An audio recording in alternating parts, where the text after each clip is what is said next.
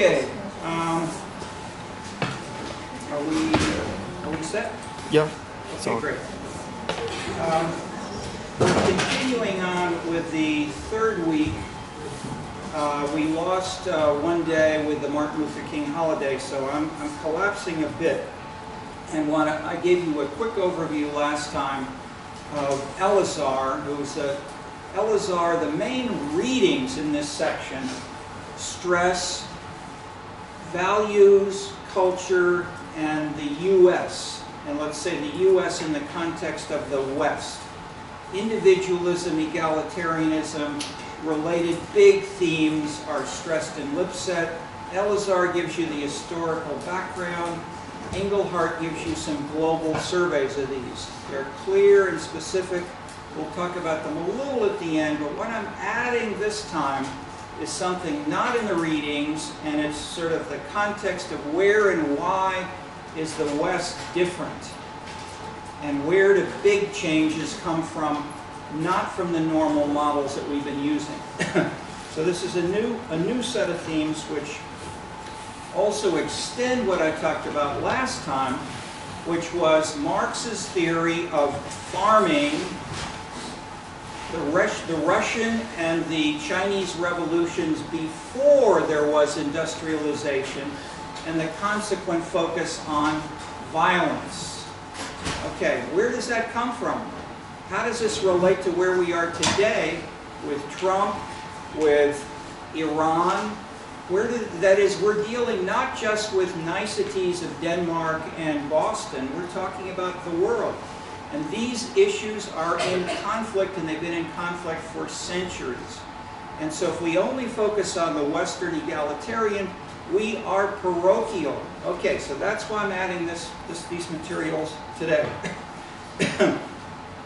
What are the most fundamental cultural perspectives of life, especially political life? Arguably one, if not the most important, is hierarchy versus egalitarianism.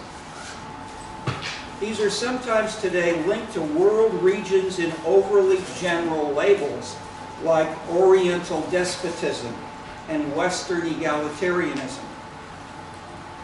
Russia is illuminating as its intellectuals like Dostoevsky and leaders up to present have struggled for centuries over whether they are West or East. St. Petersburg is the city of the West. Moscow is in the middle, but has the more of the mysterious East. Kazan is Russia's third largest city and was a center of Tatar life for centuries. Tatar regions in Russia number some 5 million today, and they are mostly Muslim at this point. Where did they come from? Genghis Khan and his kin, who occupied Russia for about 250 years after the year 1200, reshaped Russia and even more China up to present. Iran and Iraq were so devastated. Baghdad and Tehran were flattened, burned, and the inhabitants killed off, murdered, that they did not recover their pre-Khanian population sizes until the 20th century. The Finnish language includes many Mongol elements. The Romans, then Napoleon and Hitler tried to invade from the West, but never reached anything close. I mean, they never captured Russia. They never, in any way, could match what Genghis Khan had done. These maps show how small the Western vision is in global perspective. The Romans, Napoleon, and Hitler tried to invade from the West, but were small forays compared to Khan. Look at these maps of Khan, and then we'll look at these of other world empires, and then interpret them a little bit more. So why don't we let you have a show? Which are we looking at all the maps now? Yep, all the maps. So you see Genghis Khan here. We'll have a little bit of video on him very briefly, but mostly we're looking at other world empires.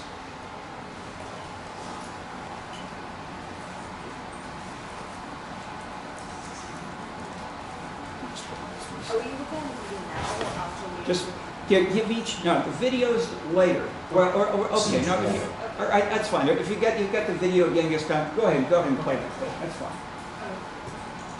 Siege warfare. In 1213, now, there's one before. That's the second. I'm going to start with the first, I think. The leaders of the Tatar tribes were executed, while the non-aristocrats were invited to join his ranks. He delegated authority based on skill and loyalty, rather than tribal affiliation or blood.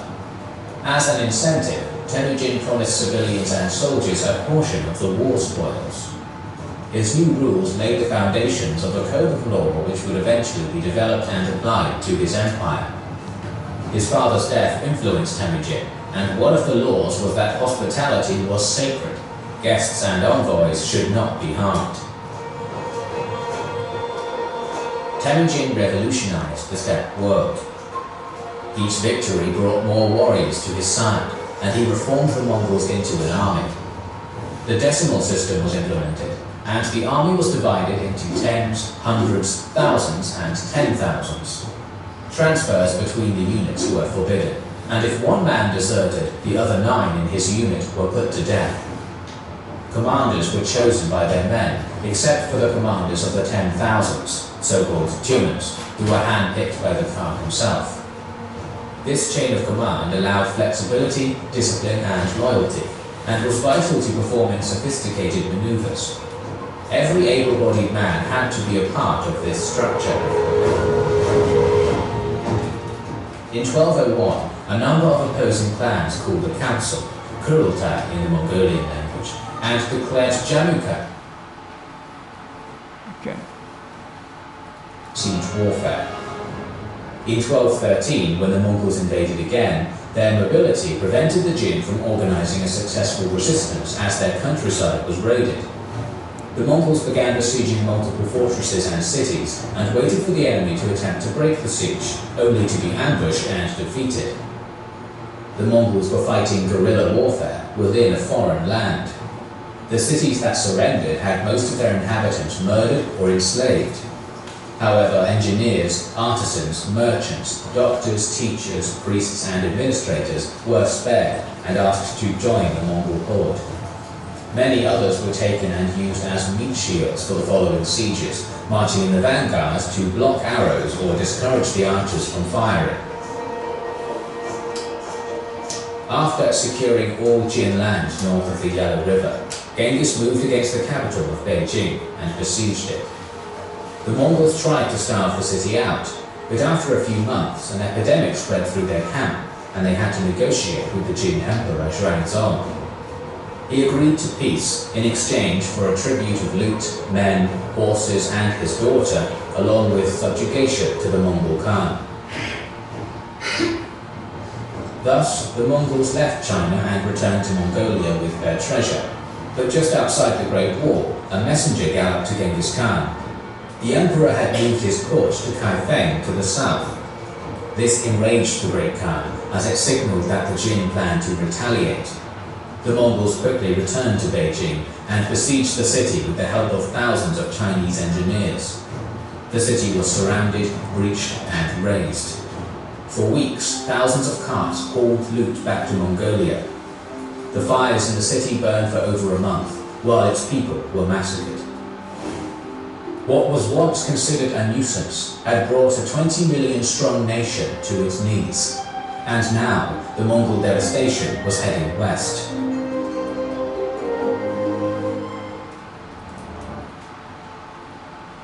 The offensive. The biggest, most prosperous Rus city, Kiev, was besieged in September.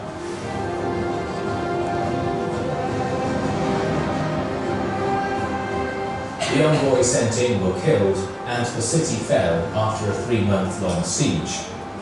All 50,000 locals were massacred. With the Rus principalities belonging to the Golden Horde, the Mongols now looked towards Central Europe. The Venetians delivered on their deal with Subutai and provided him with valuable information on the kingdoms they were facing, which allowed him to plan a devastating campaign against all of Europe. Just watch the time. In December of 1240, the Mongols were ready to pounce on Poland and Hungary. Batu sent several messengers to the High Duke of Poland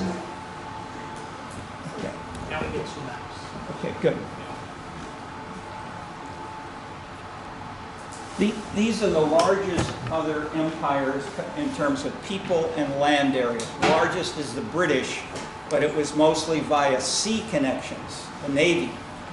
Nobody surpassed Genghis Khan in terms of land area. Russia, the USSR, this is the Russian Empire before the USSR. Okay. Qing dynasty. We're not going to try to comment on these, but so much as to get a sense that these were the major sources of globalization in the past. Spanish Empire, Latin America today. Okay.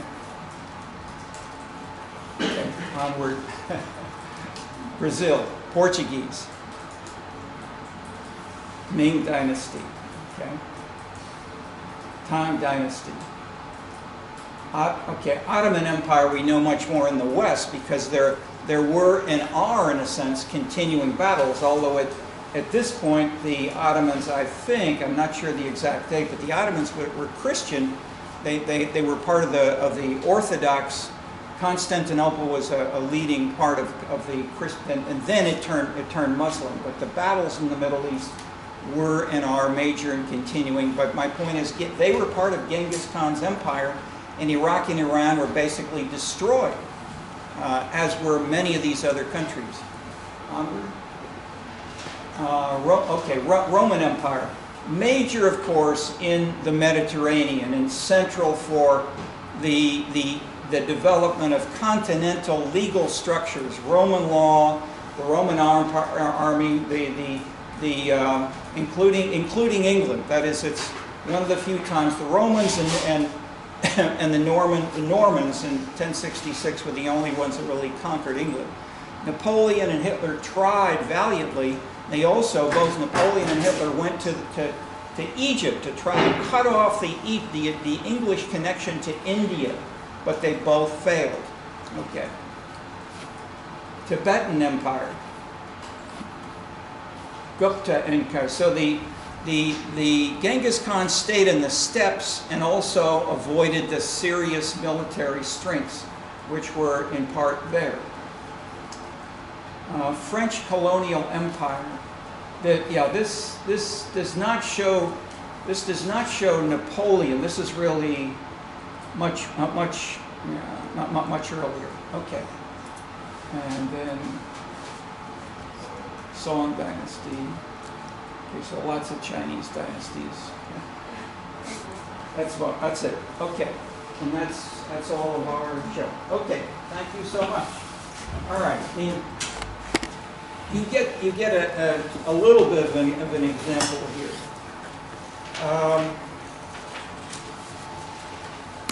Why consider these empires in plural? There's not one. There are many of them. They differed. And what are the bigger points that we're making here? And I have several of these.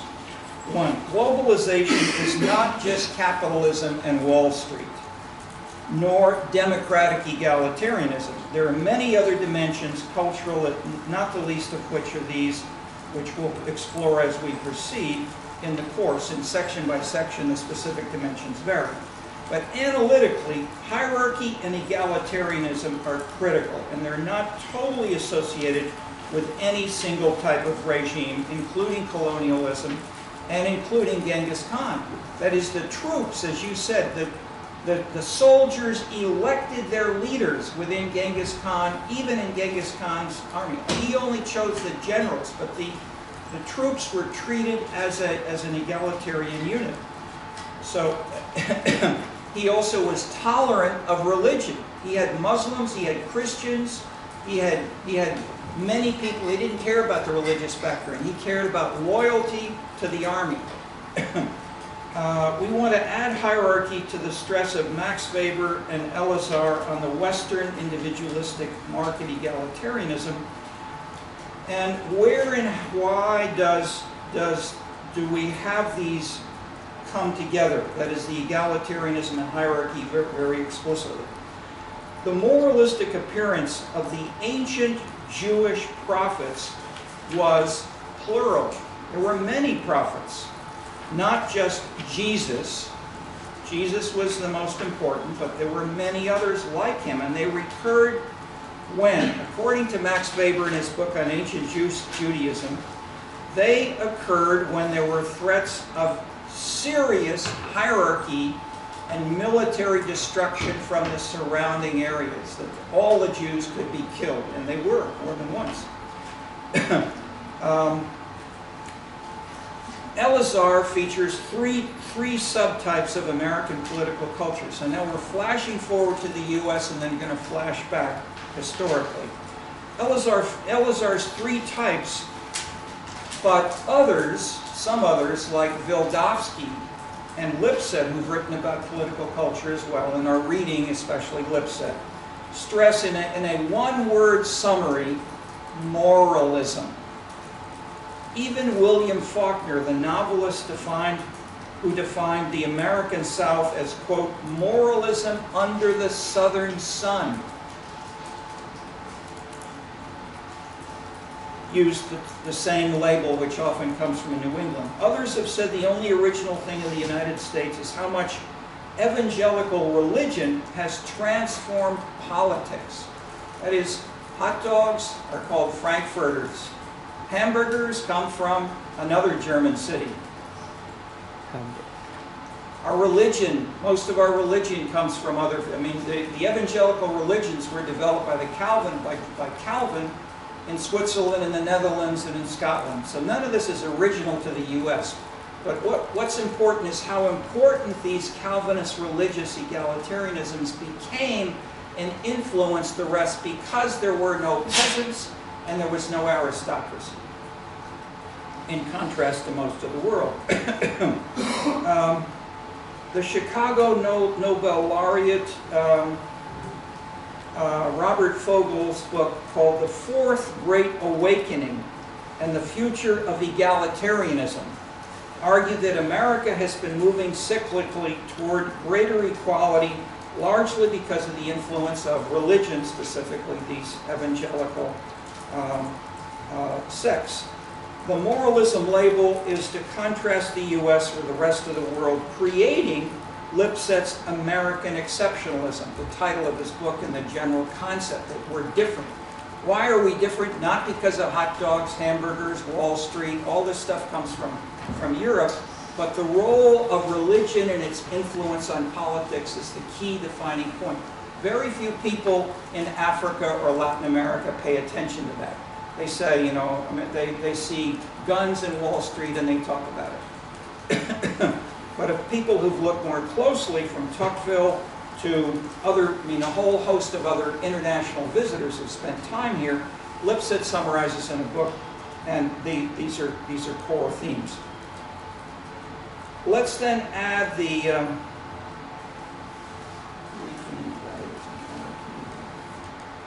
let's add a quotation from Max Weber's Ancient Judaism on how the street corner moralistic appeals in bad times were absolutely essential. And these street corner appeals were the beginnings of an egalitarian political movement that became Western egalitarianism.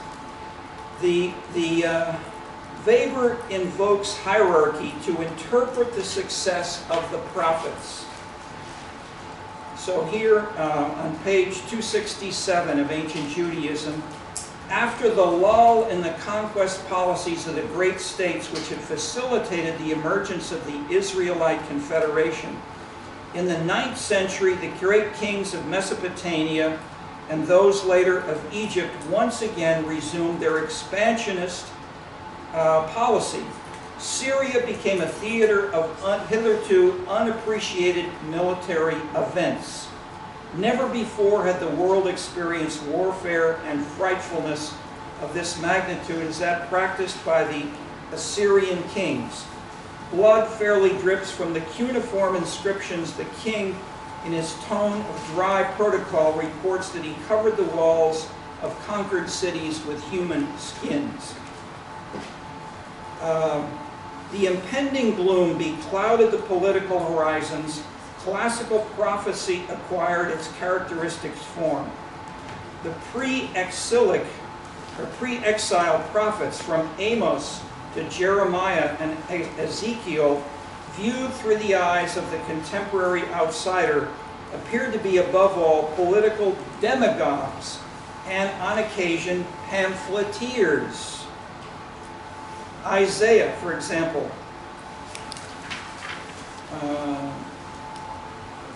almost the next page. Apparently Isaiah preferred the public courtyard of the temple as a scene for his appeal. Finally, Jehovah commanded Jeremiah, "Go thou into the streets of Jerusalem and speak in public." They didn't publish in the American Sociological Review or just talk to their friends. As a rule, however, the prophet personally confronted also the king and his family in the street, spoke in public, or, though this was unusual, delivered his word to a disciple and had it circularized. The predominant concern of the prophet was the destiny of the state and the people. This concern always assumed the form of emotional invective against the overlords. It is here that the demagogue appeared for the first time in the records of history. Do you see elements of this in presidential campaigns and primaries in the United States? Yes, it's there today in our politics, and that this is where some of it came from. And battling, accusing someone up there is really destroying us down here is a classic part of hierarchy versus egalitarianism. Trump uses this, so do the multiple Democratic candidates. Okay. 7 points follow from this. 1, to show how egalitarianism and individualism grew, in part in reaction, in battle with hierarchy in such programs as affirmative action in India and the US. Diversity has now become big stuff. The diversity that currently grips many Western institutions, from the central government to art galleries to families. Then how an analyst from Hegel to Wildavsky have stressed these conflicts as driving history between a more egalitarian and a more hierarchical. Point 2, to identify some cultural scenes dimensions that contrast with the main Western components or remain in some niches. While violently hierarchical, Genghis Khan retained elements of tolerance and issue specificity. That is, it didn't all go together. He was tolerant about, for example, religion and immigration, national background, in contrast to Donald Trump, or in contrast to the East Europeans, or they're a racist label, which characterizes many other conservatives, or so-called. That is, the terms left, right, liberal, conservative are much too simple. We're trying to show the importance of disentangling, deconstructing these and reassembling them in ways that make more sense, and why, as a rationale.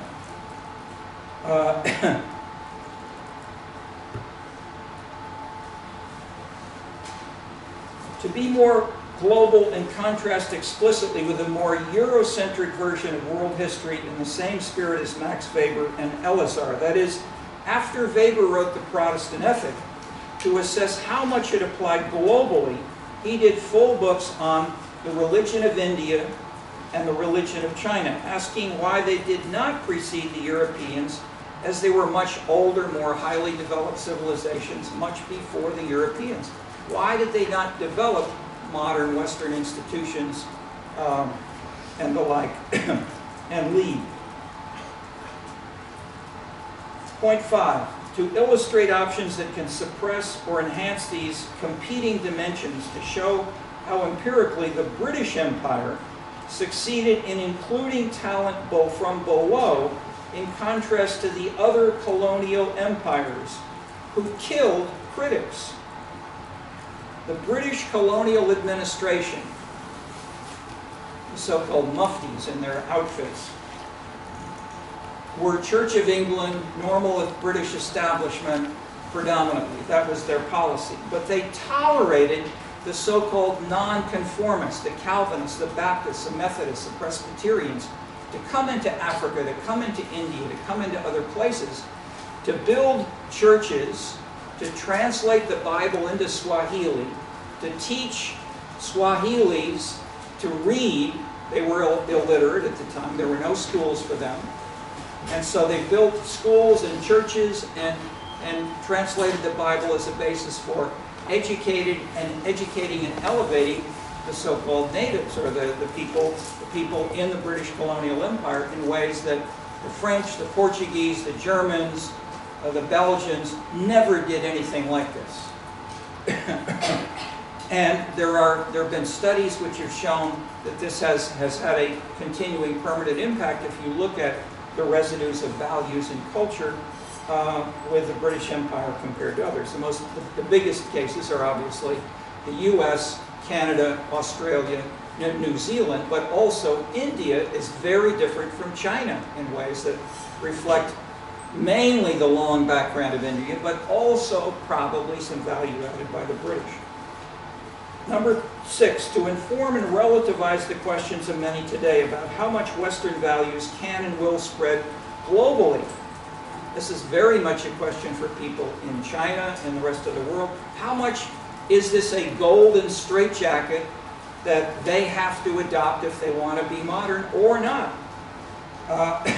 If values are just products of technology, as many say, and is the implication of Thomas Friedman in his book The World is Flat, it's the internet, it's technology.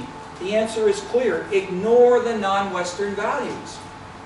But with ISIS and Muslim militant resistance in Europe and the Middle East going on with these battles, the fallacy of ignoring non-Western values is clear. Point 7.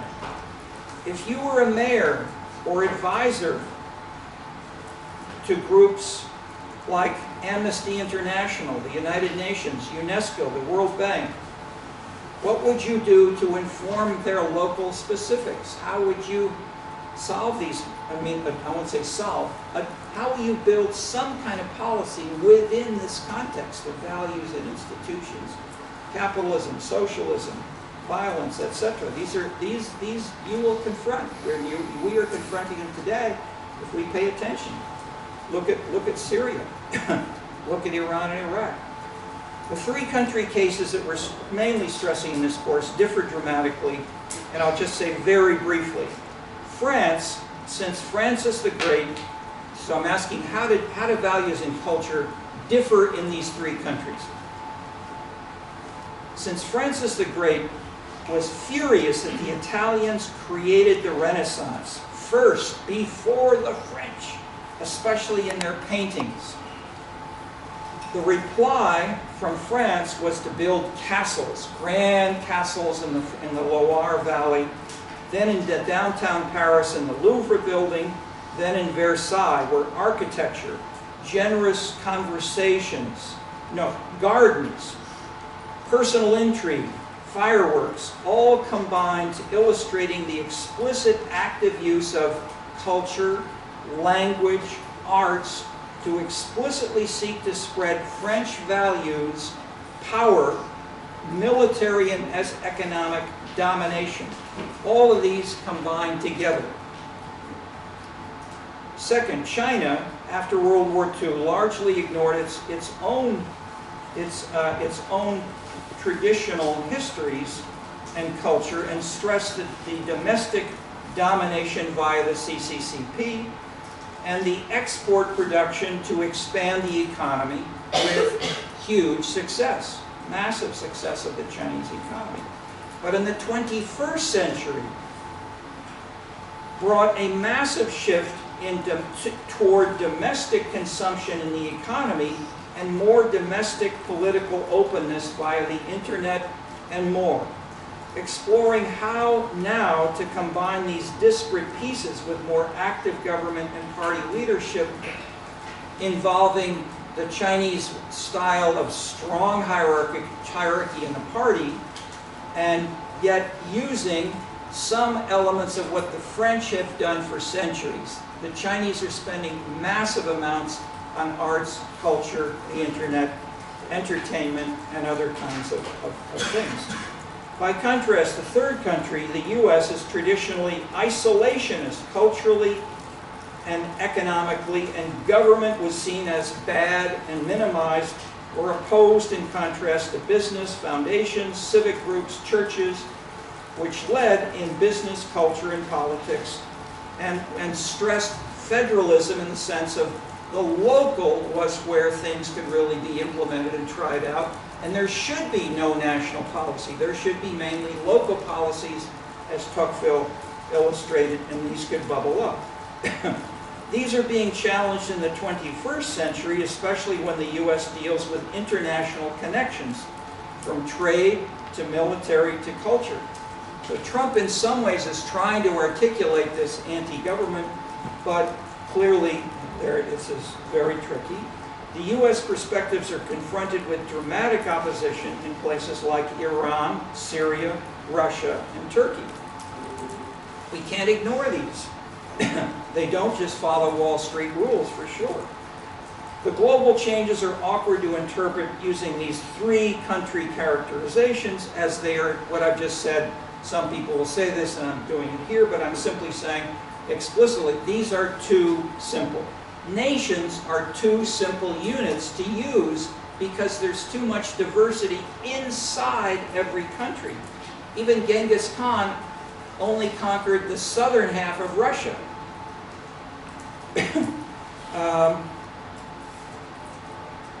The changes are better analyzed in more general terms, as many components are now being recombined in different ways in different nations, and still more in local areas. And this is what we do in the remainder of the course, called Global Local Politics, exploring how the patterns vary in each course section below. Elazar tells the classic Western individualist history, stressing values, moralism, the Sermon on the Mount, as I summarized last time, and within the U.S., the New England moralism. And maybe we could, I'll just try to see if it's can use it.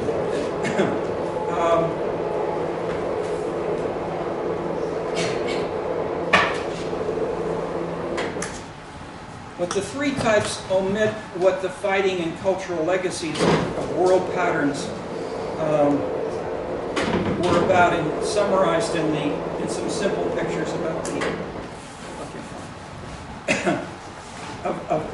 the empires.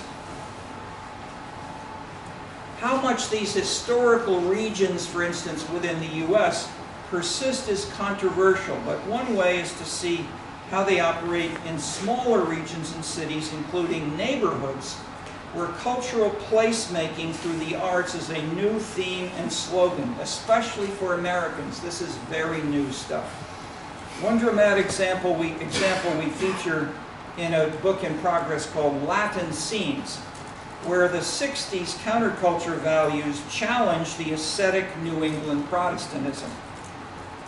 Americans used to say that we are not a cafe culture. Sitting and talking is immoral. People said in the 50s and early 60s. And many older people still do. But with Starbucks and more, clearly this has dramatically changed for many within the U.S. and within New England. Boston is filled with cafes and the arts now. But many of the leading Bostonian institutional executives, and I interviewed some of them in past years, to my surprise, that the three top people in making some of the most critical decisions when Boston passed Proposition, it was a version of Prop 13 that passed in California. I went to Boston, interviewed the people. The three top people making fiscal decisions in the banks, the state, and one other major actor were all from Texas. Okay, so there's migration, And the people from Texas brought their sense of what was right or wrong, and they were fighting against the local politics of the other Bostonians. Illustrating in part that the Texans did not change that much when they went to Boston. So in that sense, when I said Elazar's simple theory is culture and values are what you had in the past, and you carry them on your back, and like the ancient Jews, and he wrote half of his books about the Jews and half of them about political culture more generally, like my quotations from Max Weber, those ancient Jews are like what you get in much of American political debates today.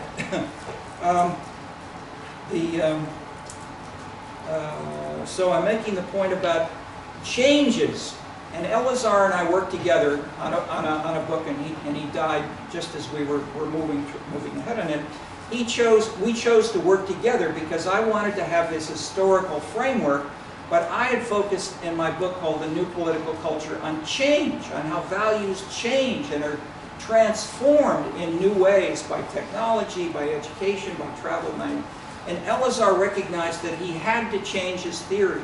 And so we were working on this. So I'm saying even though Elazar's traditional theory did not change, values did not change in one lifetime, maybe for centuries, he saw that this was no longer the case. He was trying to become more contemporary because history has sped up. History is changing much faster now than it did in the past. In places like China, this is particularly dramatic.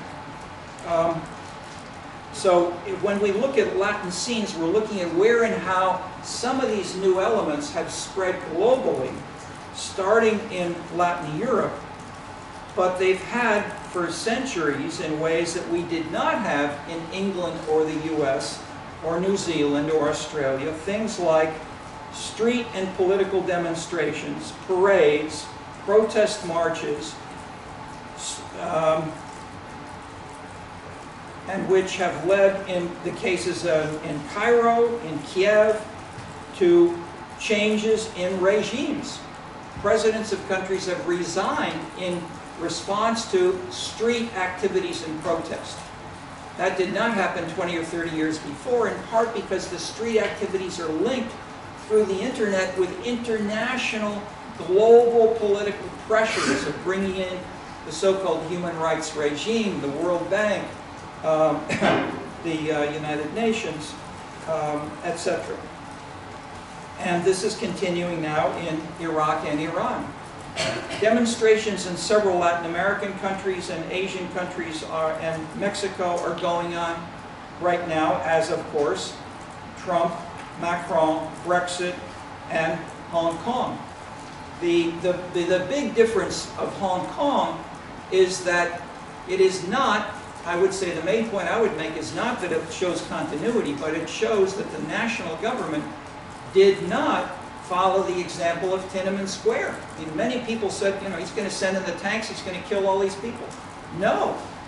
So I would say, I'm using that as a general illustration that China is moving in a more open, tolerant, citizen-driven direction, despite some blips the other way. Of course there's corruption, but they're fighting corruption openly is a major national policy of the Chinese.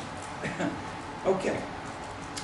All right, those are the main points of the let's see, I get my notes over here.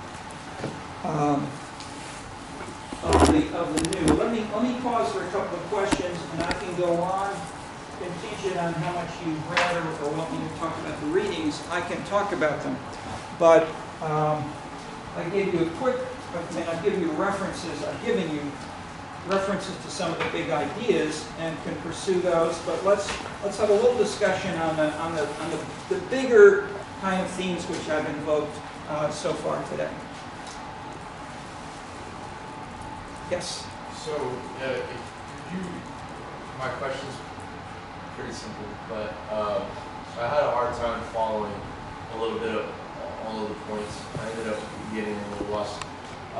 So I understand that we're kind of talking about like you're providing context and you're arguing about like why hierarchy and egalitarianism is fundamental to that context. And then you went off. I got most of the list, but do you think you could maybe give like the 1 to 10 points, but just a little bit like more simplified, or like something that I can just like write down and kind of make sense of it? Yeah, I'd say the simple answer is that we will elaborate, and I'm giving you an overture to the rest of the course.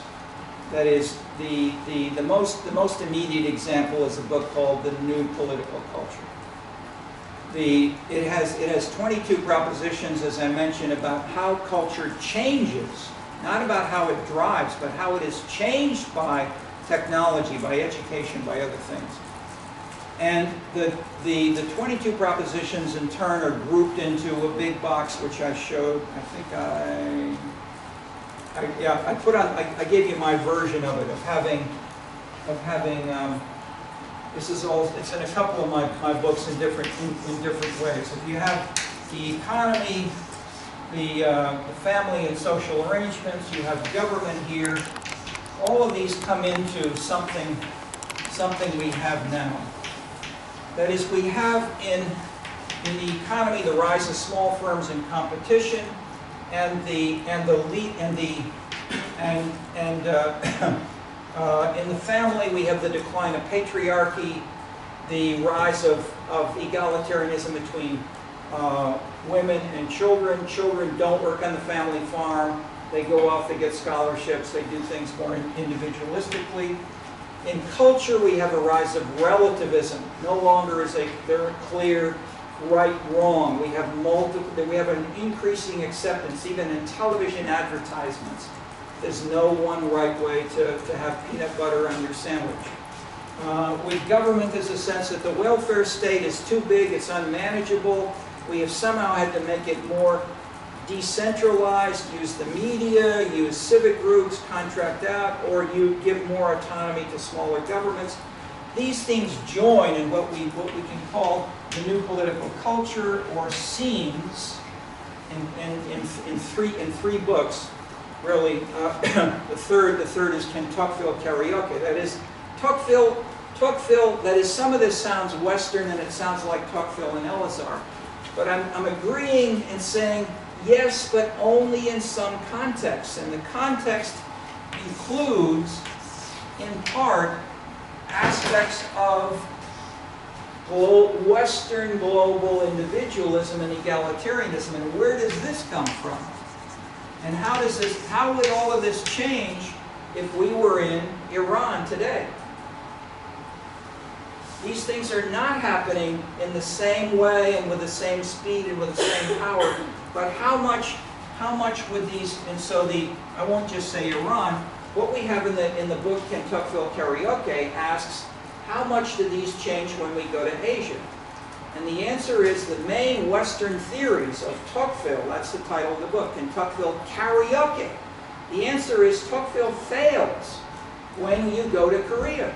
The more the Koreans join voluntary associations, and they belong to more than the Americans do, they do not build trust. Why not? The same thing is true in Brazil. You're Brazil. This gentleman has three, I'm using him for three, he's a three-nationality person. He's lived in Brazil, in the American South, in Georgia, and in Berkeley. Is that right? Berkeley, sir? Yeah, okay. Right. Those three places could not be better chosen as dramatic contrasts. Portugal is very different even from Spain. The Spanish follow the Tocquevillian logic.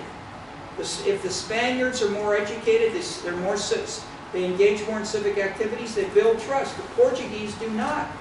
So what is different about Portugal? So I co-authored most of the chapters with a Portuguese team. Felipe de Silva is a very smart Portuguese.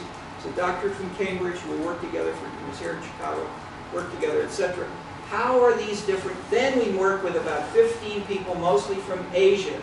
Chinese, Japanese, Koreans, and we met for years to talk about how, and so basically I'm saying these things will shift how these paths work. that's sort of the background I'm giving you. And part of this is Genghis Khan. How much did Genghis Khan change Russia and China? No one before unified China and Russia in one empire. Only Genghis Khan, but it lasted 250 years. And today, inside Russia, you have Tatar areas where you have descendants of the Genghis Khan so-called Golden Horde, the Tatars and the Mongols, and they're different. They're very different. I mean, look at the battles that Russians have with the Muslims inside Russia and inside the city of Moscow. Putin cannot control Moscow neighborhoods. They have gang problems worse than LA. Okay, that's serious. It's not in the Chicago Tribune and the New York Times, but it's there. And the Moscow residents are scared. Okay. Okay, the simple answer is these are an overture, and you're going to get it. And if you want to get more detail, read these 3 books, and I'll talk about them. Thank you. Okay. So to continue tracing that element of culture, which I don't think I'm fully grasping, like to use Genghis Khan as an example. Here are tribes that emerge out of Central Asia, and they enter the Islamic Empire, they go to China, Yes. They are conquered in certain ways by these civilizations, because in fact they don't bring that cultural, that supreme culture of a more complex society that has been settled and created wealth for so long.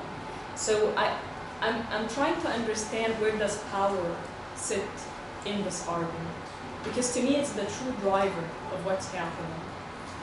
In a sense, I mean, your question is excellent because in a sense, I didn't articulate an answer to that, but in a sense, Genghis Khan is an illustration of how violence, terror, and hierarchy are not a constitution. I mean, he did have elements, so little bits of elements, but they're not equal to a constitution, a way of life. There is no CCCP. And it was not just the CCCP. The CCP is combined, is seeking to rebuild new cultural. I mean, the hot issue of these, as I said, the Chinese visitors who come here, 90 China, is what they call cultural policy. So imagine that Genghis Khan was there for 250 years. They had debates, and at that point they had to manage China. So that, I mean, I'm not a China expert, but I've read just enough to know that this was and remains highly controversial. What should the culture be within the court, or today within the museums, within the libraries across China? So the simple point is that violence and hierarchy alone, or call it the power structure, does not tell you what the content of the policy is. And culture is a form of power. It is the soft power. It's after yes. we've killed, now we begin to persuade. Yes. Yes. I mean, to put, I mean, your last 2 sentences are perfect. But I would say it sounds simple, but the whole literature, one of the hottest literatures in political science and sociology through the 40s, 50s, 60s, 70s, or even back to the 30s. I mean, in the Depression, it emerged again with the Robert and Helen Lim. They did their Middletown and Transition book for Floyd Hunter. The dominant view was capitalism and business leadership, power explains policy. And if you know that these are business leaders, then you know what the policies are. Wrong. You don't know what the policies are. You may know that there were business participants, but business does not explain specific policy. Because, and so subsequent studies have gone into more detail, there are all kinds of business, and the rich, poor, black, white, you know, in favor of greens, against greens, they're from Texas or from Boston, etc. They have that values and culture and the content of policy is not explained by power or hierarchy or money. Money, power, and hierarchy are resources, I would say, conceptually. And so we'll talk about this a little bit. We talk about this. We have 2 big sections in the course on political sociology I give in the spring. But this is the main point of those sections. That power does not tell you what happens in terms of policy. Even though many social scientists talk that way. Another way I put that is even race, class, gender, and national origin and age explain about 15% of what we do. Because there's no content specifically of what we should do in terms of values and culture. You can have women, 54% of white American women voted for Donald Trump. Is Donald Trump a feminist? No. Okay. Tricky. Yes. What role would you say, because, using this kind of Tocquevillian framework, and like you said about civic participation, like in the U.S. context, literature would explain that theoretically speaking through like the social capital narrative. You know what I mean? That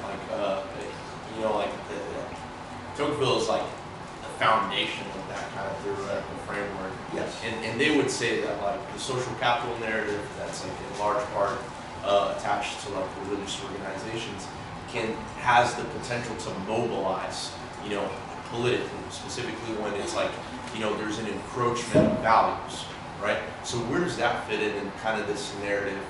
Specifically even with that example about like the 54% of women, I would argue that in large part those are probably like evangelicals that, would have voted for. In the case of Trump, people who voted for Obama voted for Trump, so I think that there is something here that we cannot reduce actually to issues of culture.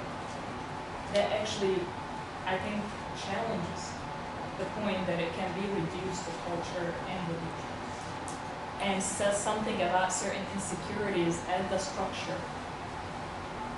No, for sure. And as I mentioned briefly, we have a paper in progress I've been working on for 4 years with 6 or 7 changing college students about the multiple scenes that have supported Trump and how different they are from each other and how they work. And it's tricky stuff, but I'm working on it, but it's not written up in a final published way yet.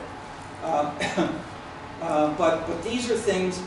You've each stated clear, specific, testable hypotheses.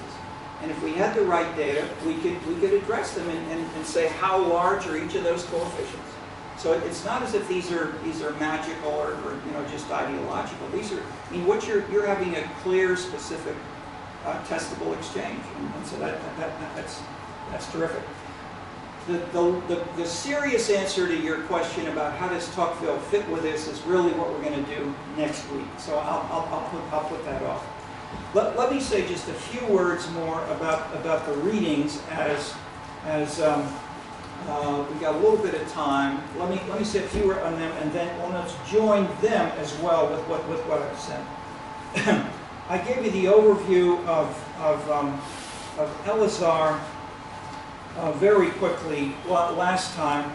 I mentioned the Sermon on the Mount, the covenant with God as informing a conception of moralistic politics, linked with the Jews for Moses and with Jesus, with Christianity, and that this, in both cases, that both the Jews and the New England moralists, in that sense, have a strong sense of how morality is not separate from politics. You can't say you can be good in one and bad in the other.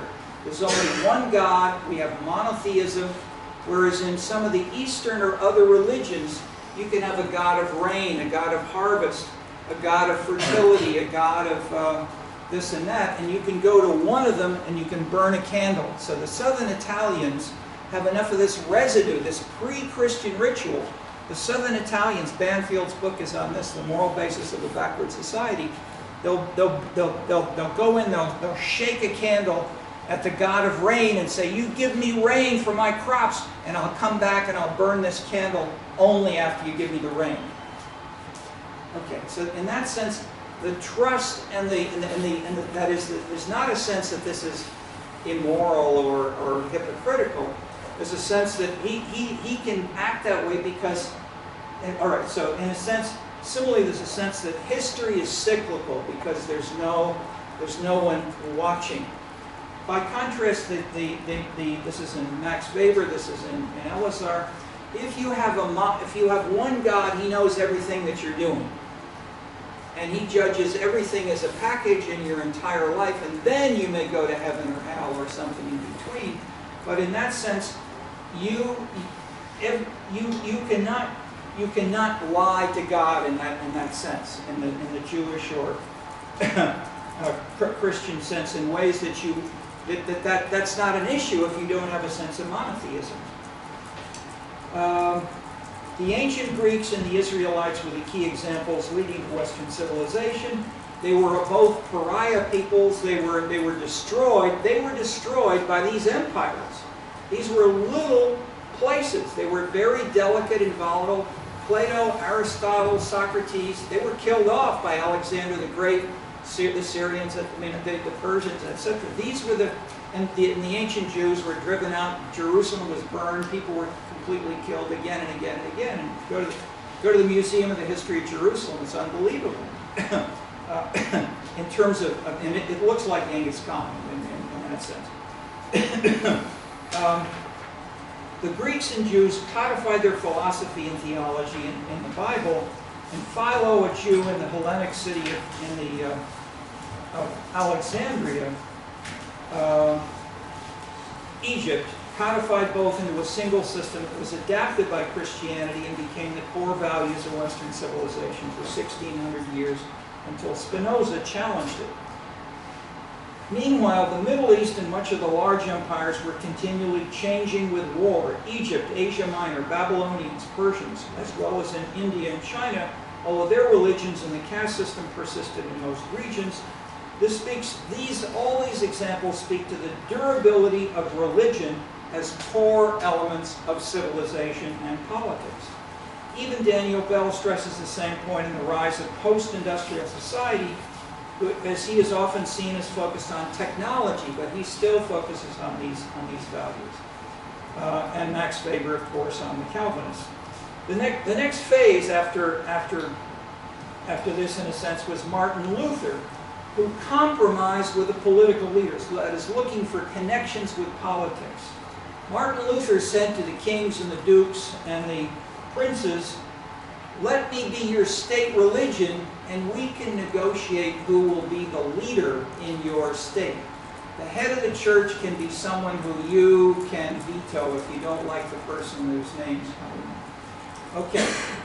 It was a compromise politically, but it was very successfully leading to Lutheranism being adopted in much of Germany, Scandinavia, and the like.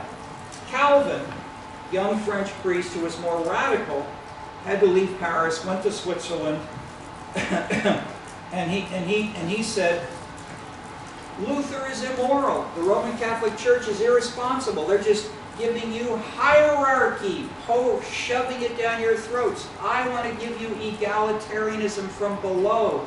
And the people of the church will elect the aldermen, and they will lead the church. They will choose the church leader, but they will basically be the leadership chosen from below. That model succeeded in Switzerland, in the Netherlands, the lowlands of Scotland, a little bit in England, depending on the time period.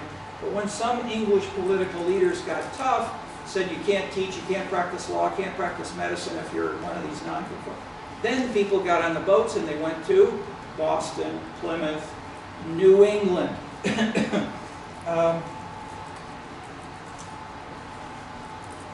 The frontier was thus a continual theme. The Jews in the deserts of Egypt, the nonconformists going to New England, the Bostonians going to Minneapolis, and then to Seattle. And as they created suburbs, exurbs, the covenants were being continually redrawn, and the core values of liberal democracy, empowerment of the individual, reducing government constraints on the individual to choose social goals, and the recognitions of every individual's civil rights. These are discussed on page 110 of Elazar. They almost identically match Lipset's characterization of basic American values. They didn't invent them. All the observers from abroad, Tuckfill and others, came up with a pretty similar list. Our syllabus asks how to explain the lack of diffusion of these ideas across the globe until very recently. and then the more recent efforts toward rapid change? The simple answer is the Cold War. The Cold War delayed this from 1945 until 1989. After 1989, globalization has exploded. But it's building on an analytical void where in a sense, it was mostly answered by Marxist theory. And it was that aspect of Marxism combined with little bits of Adam Smith that we saw in Saskia Sassen. So before Sassen, it was Leninist, then it became Sassen, it becomes a little bit more multi-causal. But now, I'm making the point with Bashkin, with others, there are many, many aspects of globalization, and including violence, terror, hierarchy, as well as the iPhone, as well as the internet. All these things are increasingly global, and they're complicated. To see a left and a right, a good and a bad, etc. Where does human right? Okay, I want to add a section, and I'm looking for it, but I don't have an answer. Where can human rights be used? How does the concept of human rights apply? How can it be specifically implemented if you go to Nigeria, where you have Muslims and Christians and secular non-believers, where you have people kidnapping schoolgirls, you have corruption of the political system, you have people blowing up, exploding the oil, and yet there are elements of strong moralism and religion with some people who say this is driving their activities. If you're a representative of one of these international institutions, what do you do in a place like Nigeria or Iran today? Yes?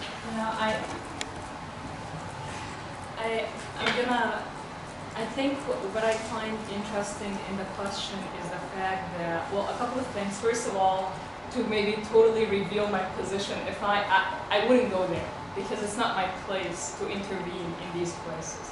But beyond that, I do think that the question suggests that these societies don't have systems of morality, that they don't have cultures, that they don't have histories of having to interact with external interventions, right? So to suggest that people are getting kidnapped, little school children, because of religion, I think is a big problem, because it is not. There are behaviors that go against the teachings of a certain religion, right? And so we have to ask what is truly driving this, as opposed to attributing that to culture. I don't mean to, I'm only listing these differences in Nigeria. I'm not attributing any of the causal dynamics to culture per se in Nigeria. I'm saying the framing in itself of the question implies that. And no, but just to correct, and then let you continue. What I'm saying I don't know what the answers are, and I'm throwing it out to say, what should people who are advancing a human rights agenda do in a context like this? Because I don't know what the answer is, and I'd like to hear the most thoughtful answer. But that is what I think you're implicitly saying is the answer, which is right if you're in Berkeley, is probably not going to get you anywhere in Nigeria or Iran today. Therefore, what do you do if you're trying to work with some kind of international aid? So I'm not giving an answer at all, and I'm certainly not attributing causality to anything like this. I guess what I'm trying to say is that we So go ahead and finish. So I think what I'm trying to say is that we need to insert competing interests situated at the center of this, and to try to understand how severe asymmetries in power and resources are driving a lot of these issues. And in fact, I find that I'm trying to see through the lens of culture that you are emphasizing, but I also wonder to what degree does it dilute or confuse from what we are trying to see. Okay. But the quick question is, what are interests? Who defines the interests? That is the question. I think so in your point of view, culture is one driver at least, a powerful driver to this, and I tend to disagree with that. Well, the classic myth, but I would say, don't make it a you and me. Let's look at look at the people who've written about this for centuries, or a century or two. The leading political scientist on this point was David Truman. He wrote a book called The Governmental Process, and he argued almost exactly what you just said. The major drivers of politics are interests. And if there's an interest which is shared widely enough, there will develop an organized group which will represent that interest, and that in turn will potentially affect the political parties and the political system. And that was his theory. But he didn't say what the interests were concretely, such as for egalitarianism or whatever. The economists classically have said, we delegate interest to the individual or to other disciplines. We're not going to try to talk about it because it's too complicated. So we say, people maximize their utility, but the content of utility is not part of economic science. So I'm not disagreeing with that. I'm simply saying these are the best answers by the political scientists and the economists who will address exactly in your terms how life works. Say yes, but they ignore defining interest or utility. So that leaves us at a loss. So if you want to, whether you're in China or Egypt or Nigeria, if you want to do anything, whether, you're going to have a hamburger or you're going to say, no, I'm vegan. Why? If you choose one or the other. There are many reasons. Hand is up. Or sorry, any quick reply any quick reply to me before we go on? I want to think. You want to? No, that is. I'm glad you framed it as forcefully as you did, because probably half the people in the class would say the same thing. I mean, I don't know about you exactly who are here today, but half of Americans, half of Europeans would say something very similar to what you've said. So it's good to have that explicit. And that's where I was there 30 years ago.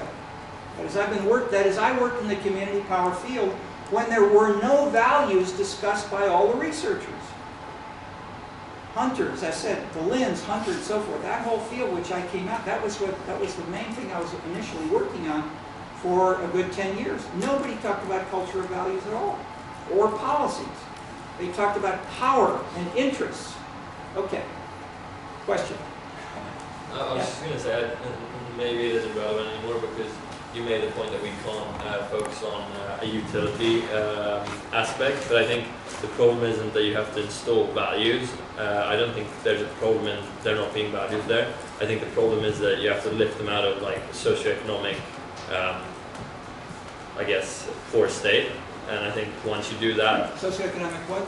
Like a low socioeconomic standard. That's the problem. I don't think the problem is that there aren't good values in these countries. But I don't know if that's relevant anymore, because you said as a social scientist you can't really look at the utilitarian point of view. No, I did not say as a social scientist. I said if you're a classic economist, you should not. But sociologists and anthropologists have this central concerns where and how culture interacts with these other variables. So these are central themes in sociology, anthropology, parts of political science. And now, the younger, challenging economists are joining in this as well. And so the social sciences are, I would say, they're getting closer to one another by recognizing we need all these things to be used. Whether we call them interests or culture or values, they overlap, and we need to talk about them in some way, but articulate our alternative ideas, and then try to do them systematically, and then test them with data that we can, and not say. And recognize there's not one answer which may work in Berkeley, but it may fail in Brazil. But then why? And what is there? And then how is it? And how within different Brazilian neighborhoods or within different Berkeley neighborhoods, why are they different? So okay, we don't want to be too abstract. That is, these are exactly the right questions you're asking. There's dialogue with these themes in each of the sections as we proceed. So read and look for these. Don't forget, all the rest of you. Keep these explicit questions in mind, but if we have more to raise now, please do. Anybody else? Okay, let me say just a few more words on And these issues have exploded since 1989 with globalization and the fall of the Berlin Wall. Okay, Lipset. The American creed is fivefold: liberty, egalitarianism, individualism, populism, and laissez-faire. He cites Tocqueville, The First New Nation, his book, The Lack of Feudalism, The Frontier, and Other Factors Making American Exceptionalism. By contrast, Elazar stresses what is common by tracing the roots of these ideas to their origins. So Elazar goes back to Europe. Lipset does not.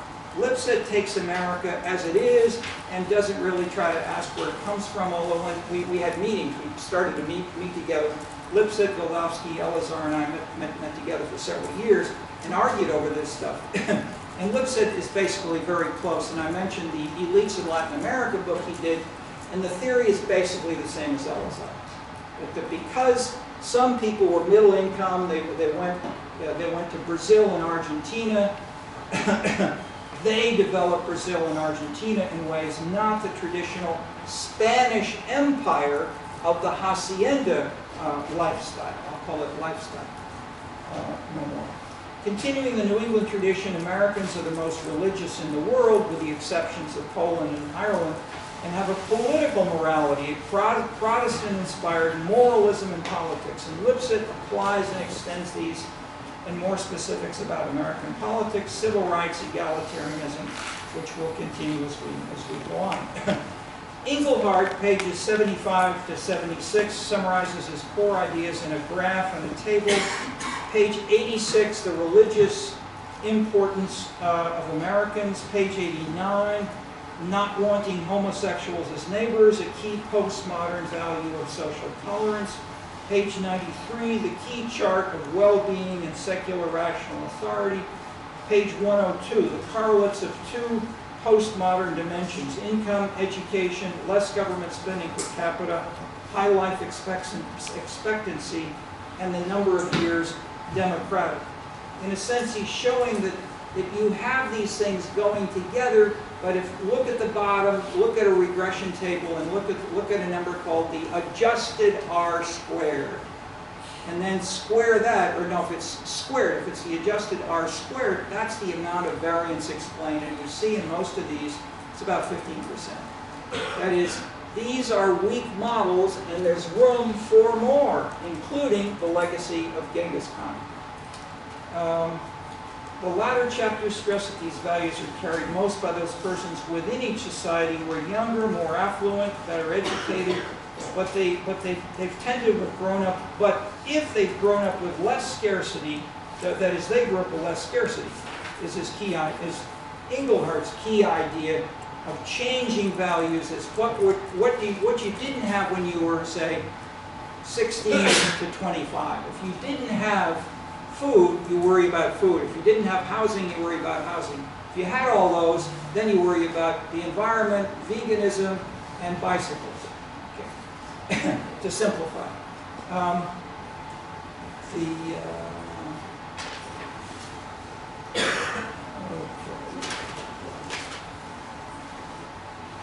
right, let me stop there. We have 5 more minutes for discussion on anything else linking these pieces together. We need to have other folks talk besides these. Actually, you two have talked. But our third voice here in the middle is from Colombia. Colombia is one of my favorite countries in the world. So tell us a little bit about any of these things as they relate to Colombia, and we'll try to draw out Colombia this quarter. I was glad that the class mentioned different parts of the world, because I was worried that the first classes were very focused only in the Western parts to explain globalization. So I think this was a relief, because the other theories didn't take into account like the 80% of the world. Yes, absolutely. So I'm from Colombia. I lived in Mexico City 10 years. Okay, and that's a great contrast. So, like your neighbor, you're from Colombia, but then you lived in Mexico City for 20 years. So you have the contrast between the two. What did you notice as a contrast between the two? Well, politically, politically, they're very different, just because Colombia Just is- briefly describe, what would be 2, 3, 4 differences? It would be politically that Colombia is central.